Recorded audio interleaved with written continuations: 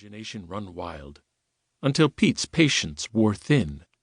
We turned and walked up the magnificent mile, browsing through the overpriced and pretentious shops until we decided to embark on the 20-minute walk back to the train station. As we passed in front of the Civic Opera House, though, I heard a familiar voice beckon from the crowd. "Hey, Lee, what are you doing here?" called Clay, another high school student who lived in my neighborhood. I didn't answer right away. I was too captivated by the girl at his side, holding his hand and wearing his gold-engraved ID bracelet. Her brown hair cascaded to her shoulders. Her smile was at once coy and confident. Just hanging around," I managed to say to Clay, though my eyes were riveted on his date. By the time he introduced us to Leslie, I wasn't thinking much about Clay or Pete, or the fact that my hands were getting numb from the cold, and I was standing ankle-deep in soot-encrusted snow. I made sure, however, to pay close attention when Clay pronounced Leslie's name. I knew I'd need the proper spelling to look it up in the phone book. After all, everything's fair in love and war. From fairy tale to nightmare. As for Leslie, I found out later that she wasn't thinking about Clay as the two of them rode the train home that afternoon. When she arrived at her house in suburban Palatine, she strolled into the kitchen and found her mother, a Scottish war bride, busily preparing dinner. "Mom," she announced, "today I met the boy I'm going to marry." The response wasn't what she expected. Her mother barely looked up from the pot she was stirring. In a voice mixed with condescension and skepticism, she replied dismissively, "That's nice, dear." But there was no doubt in Leslie's mind, nor in mine. When I called her that next night from a payphone outside a gas station near my house, with 4 brothers and sisters, that was the only way I could get some privacy, we talked as if we'd known each other for years.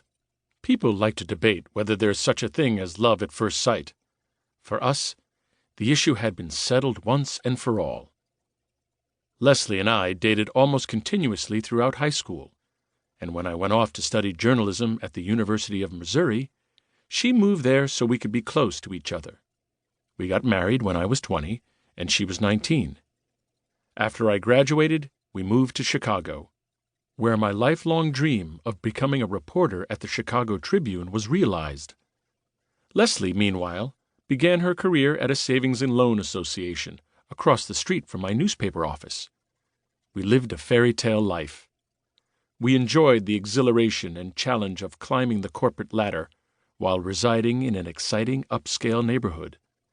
Leslie became pregnant with our first child, a girl we named Allison, and then later gave birth to a son, Kyle. Buoyed by our deep love for each other, our marriage was strong and secure, until someone came between us, threatening to shipwreck our relationship and land us in divorce court. It wasn't an affair.